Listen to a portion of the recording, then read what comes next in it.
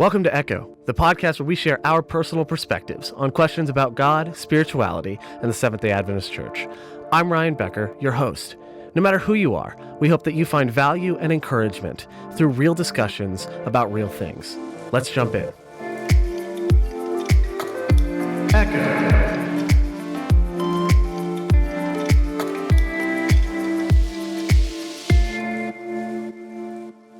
This episode of the Echo Podcast is sponsored by Southern Adventist University.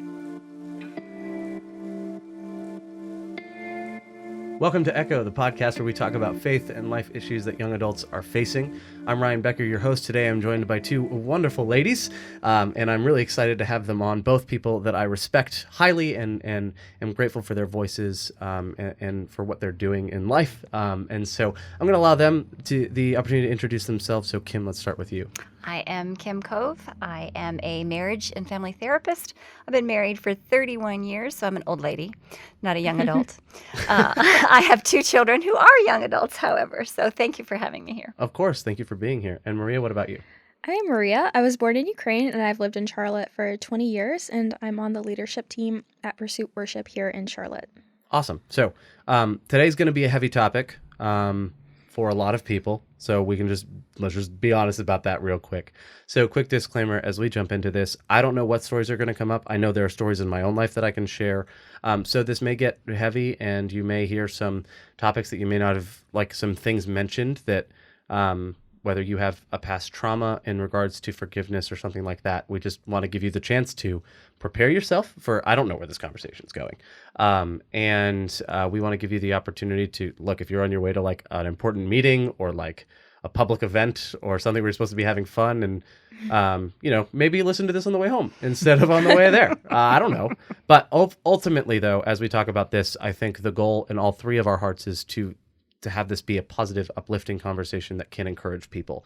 So we're definitely not going to tell you, well, I'm not going to tell anyone, shame on you. But this is going to be an opportunity for us to just talk together about something that a lot of people struggle with, and that's forgiveness. There are a million different types of forgiveness, and I think the reason we struggle with it is, it is raw. It is dealing with real pain and heartache that people have. And I can think of countless stories in my life where I've either had to forgive or needed forgiveness from someone. And so I think that the three main types that I'm hoping we get through, but if we can only get through one or two, no big deal. But there are three categories here in forgiveness that I'm hoping we can cover. The first being, how do I forgive someone who has apologized? The second being, how do I forgive someone who won't or who hasn't apologized? And then how do I forgive someone who I can't because they're either no longer reachable for whatever reason? So let's jump into the first one with how do I forgive someone who has apologized? Can I back you up first? Yeah. What do you mean by forgive? See, okay, so this is perfect. This is great. The therapist has entered the room in the conversation. Well, let me throw that question back then. What do we mean by forgive? Let's define the term. Well, what do you mean by it? When you say forgive, and then we'll ask Maria. When I just took over. No, you're good. So when I think of forgiveness, what I think of is I actually don't include. I include reconciliation as a how can I say this? Not a condition of forgiveness, but it can be an optional part of forgiveness. So it's not a prerequisite. That's what I want. It's not a prerequisite of forgiveness. Okay. So forgiveness to me is no longer letting a grievance, a fracture in a relationship, whatever, a grievance control your life or the narrative of the relationship, whatever the relationship with someone else is. That's where. So it's not necessarily putting it behind you, but it is moving in a direction where that no longer is the defining.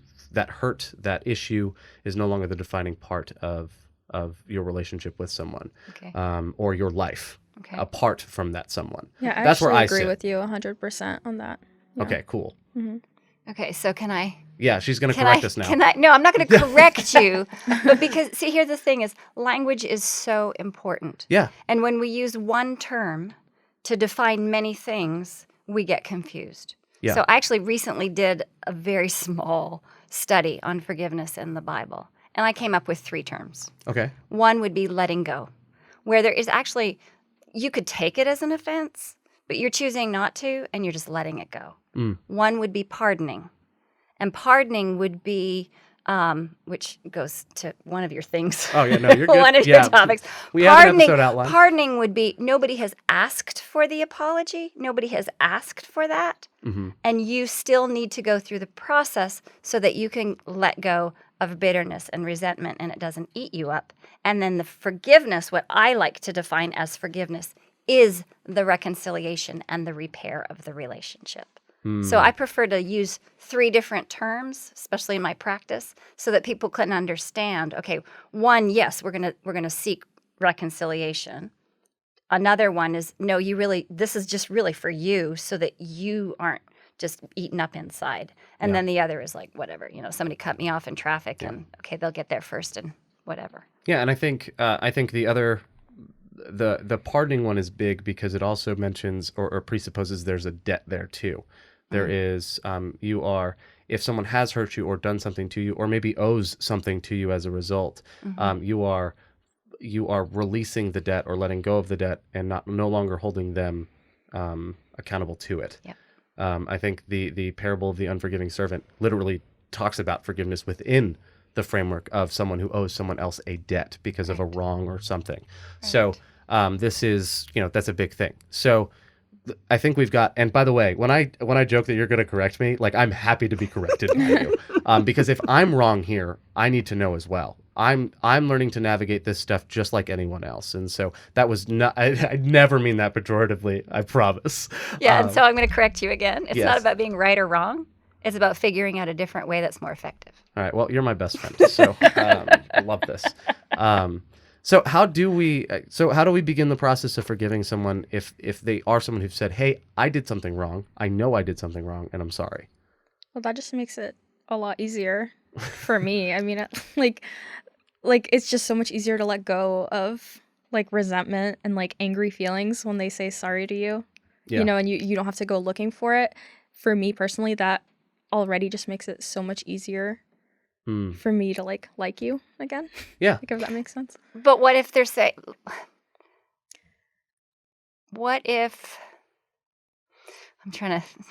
I'm being therapist again. Right, Here I go.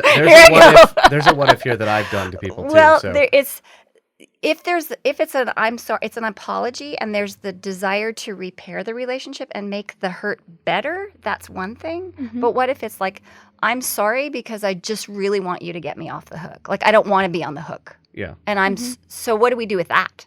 Yeah, this has been we're along the same lines here.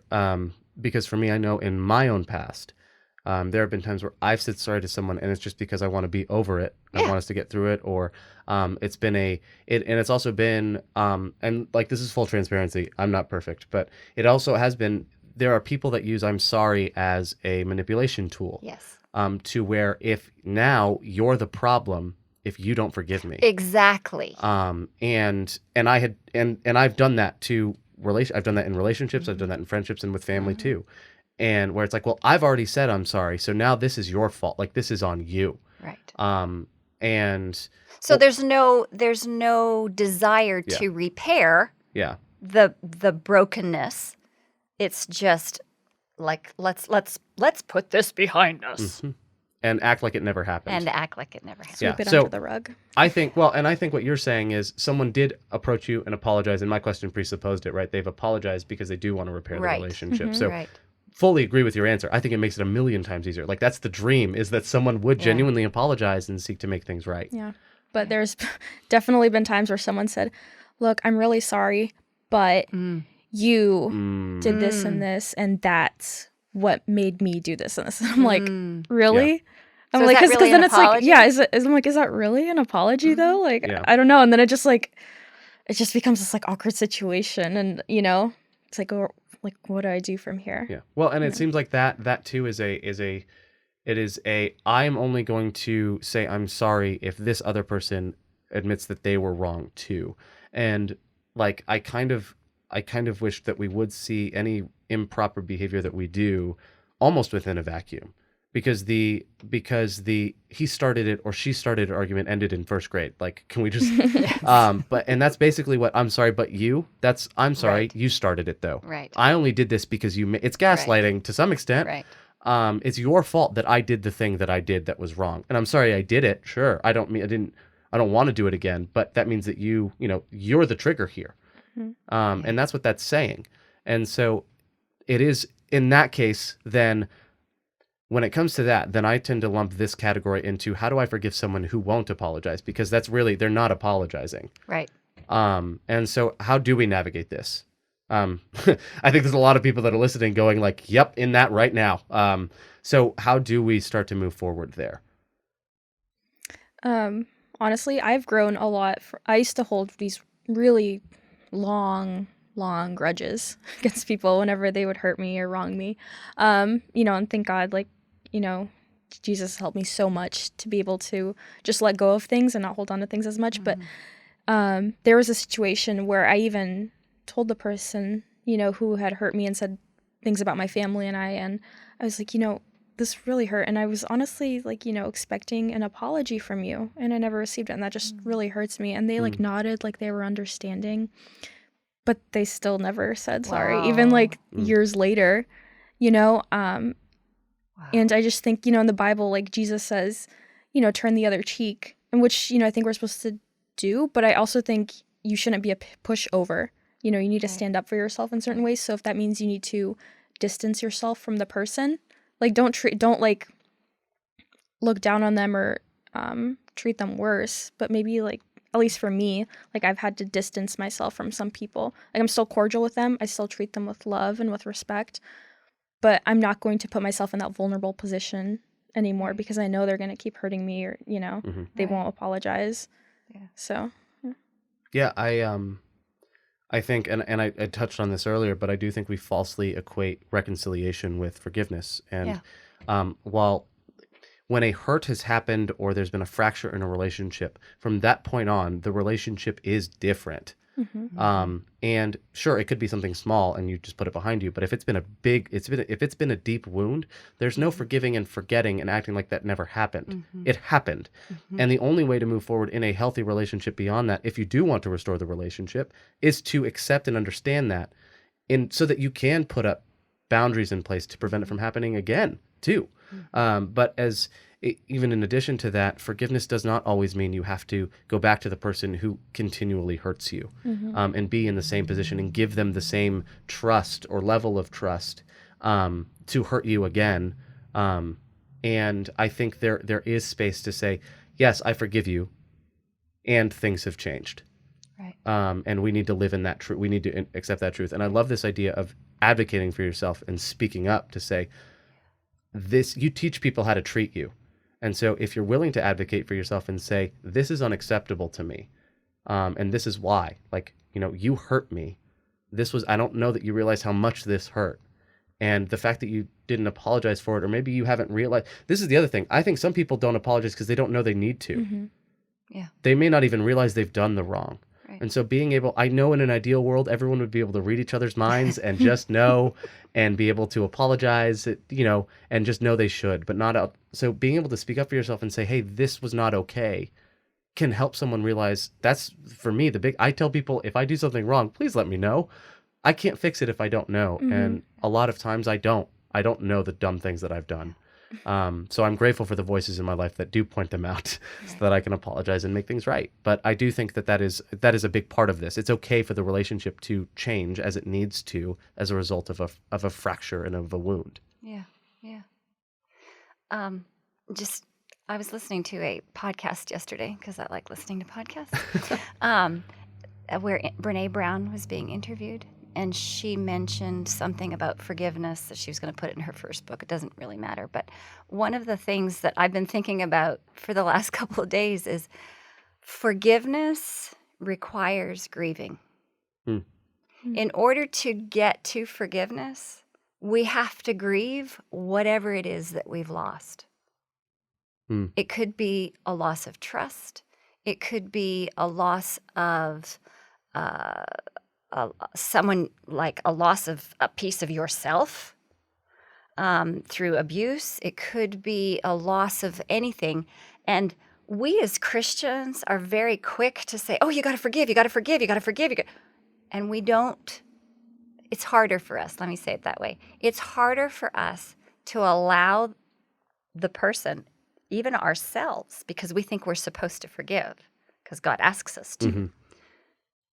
It's harder to allow ourselves the grieving process, allow us to be sad about it, and to renegotiate our lives to get to the place where now I can let it go. You cannot let anything go until you've grieved it. Yeah, it makes you think so many times that I've prayed and I'm like, okay, I know I need to forgive this person because, like, I have to do it, like you just said.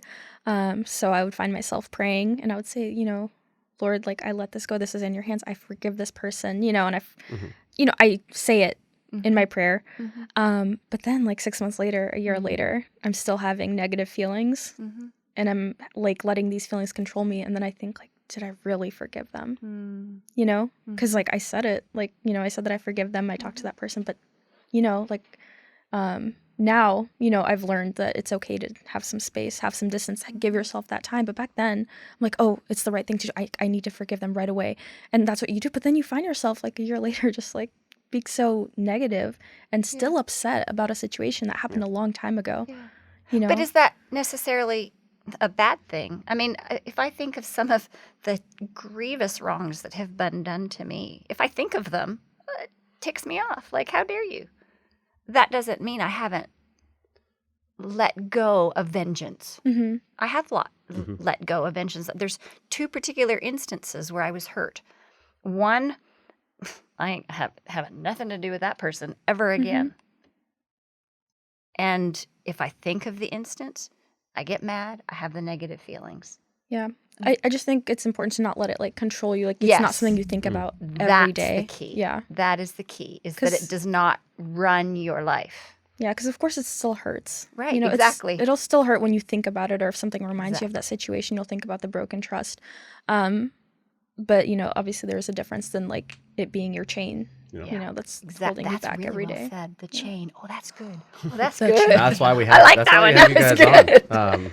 No, so there's a theme here too, and in my own life, when I grew up with several dogs in my house, and each of my siblings, we all had our own dog. My parents.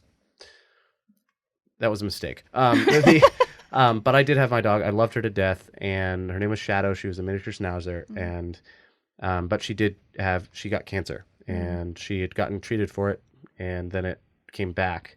And I remember one night petting, she turned over for a belly rub, and you could literally see the tumors, like, running up and down her belly. And so we knew we'd had to put her down. And I told my dad, it was a Sunday night that we saw this, so I told my dad, hey, I want to be there. Like, can we take her after school instead of, And he said, yeah, no problem. I came home from school the next day, and it was already done. My dad had taken her on the way to work. And I never talked to him about it. Like, I was angry with him. I never really asked him why he did it that way. I could guess that he didn't know if I could handle it and may have wanted to just, pull the Band-Aid, rip the Band-Aid off. I don't know. But he died about a couple years later, never having talked about it. And up until about 2 years ago, so 6 years after he died, was when I could finally forgive him for that. I was angry for him kind of taking that from me. And it was one of those things where I would read things like Matthew 18 or not Matthew 18, I'm sorry, Matthew 25, or I forget where exactly it is, but this idea that, if you don't forgive others, God won't forgive you. And it is the parable of the unforgiving servant. I just cannot remember the specific text reference right now, but and there was this pressure on me to forgive, and I just couldn't. I wasn't in a place to. And the theme that I hear from what you guys have been sharing is this idea of take the time you need to get there. Yes. And my thought on this whole thing is, when it comes to forgiveness, especially if I need time to forgive, I'm just not there yet, is this idea of, I think God honors the trajectory as well. Yes. And when it comes to forgiveness for me, I prioritize every decision that I need to make within the relationship or whatever needs to be a decision that moves me in the direction of forgiveness. Yeah. It means that I'm not So if I have the opportunity to lash out and take vengeance, I say, no, I want to move in the direction of forgiveness. And so it's one of those things for me that you do take the time you need, because let's say Jesus comes, in between the grievance and the apology. You didn't have the chance to forgive Right. them. I know that that's a tiny thing, but let's just be literal with that. I think God honors the trajectory and the route that you're headed and the intent of your heart. And if you want to move toward forgiveness, as long as you're trying to get there, Yeah. just keep trying Right. and keep moving in that direction. So that's what I think I would add there. I think it's okay to not be able to forgive immediately. Yes. And I think it's I wrong think it's to expect it. unrealistic to think. Yeah, exactly. It is unrealistic to think that you're just going to move to forgiveness right away. People would, man, if I walked around within a year of my dad dying saying, yeah, I'm good. I'm good. Doesn't bother me. I'm over it. You would be very concerned about me. Yeah. Likewise, if and I see this with married couples that are now divorced because of adultery or something. If someone says, yeah, I'm good, I'm totally fine. No, you're not. No, you're not. I'm more worried about the person who says they're fine than the person who says they're not. And don't get me wrong, I'm concerned for both, but I'm more immediately concerned in that exact moment for the person who it seems like is probably lying. Right. And so that's my piece on forgiveness, I think. And yeah, there's a story there, but I do think it's okay to take the time that you need to grieve and to heal and to grow from it as well. So thank you guys for coming on. This has been great. Awesome. Any words of encouragement to someone who's in this boat? Any final thoughts that you want to share with anyone? Just to piggyback off of what you said, take the time you need. Don't force yourself to do something that you think you have to do. Like Maria was saying earlier, I have to forgive. Yeah. But in order to do that well, you need to give yourself the time so you can do it well. Yeah, and I would definitely, if you're struggling to forgive, definitely pray about it. Ask Jesus to help you. He has helped me personally so much overcome my grudge holding. Yeah. And, just have faith and just trust him. Don't think that, you can do it yourself, because you need him, and he's there, and he's so willing to help you forgive that person or to grow from that situation. Yeah, and I think the big thing that's helped me, especially with people who continually hurt, has been remembering that this isn't to shame me or shame anyone who doesn't think this way, but this idea that God has forgiven me of something, and when I remember that this has been done for me, I'm more willing to do it for someone else. And so keeping that, remembering that God has paid a debt for you and forgiven you of the things that you've done that you haven't deserved, that can add perspective that you need to, remove yourself a little bit and to say, I want to do the same for someone else. And it's hard to do that if you don't understand the forgiveness that you've received from God too. I think a lot of times I see people who are unwilling to forgive, and then I realize that they don't even have a good sense of the fact that they've been forgiven. And so accepting that first it can be a step too of remembering that. And that's not always enough. I know that. And that's not meant to shame anyone there. I'm just saying that, hey, if that is something that can help add perspective, then why not? Right? So thank you both for being here. I appreciate everything that you've said. This has been a wonderful conversation. And to our listeners, we hope that this has been something that's been healing for you, maybe freeing for you as well, something that you can resonate with. And honestly, if this is something that you can resonate with, I'm also sorry. As we talk about some negative things, sometimes it can be hard.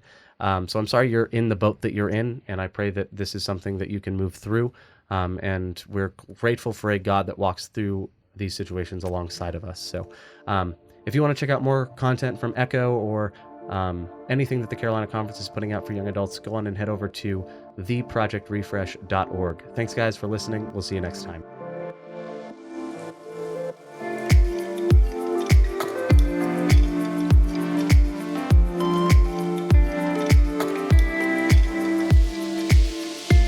Hey guys, thanks so much for listening to this episode of Echo. We hope you enjoyed it.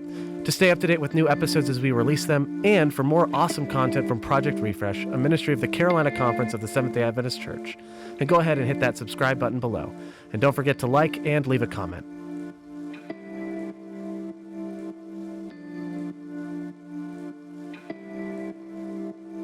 This episode of the Echo Podcast is sponsored by Southern Adventist University.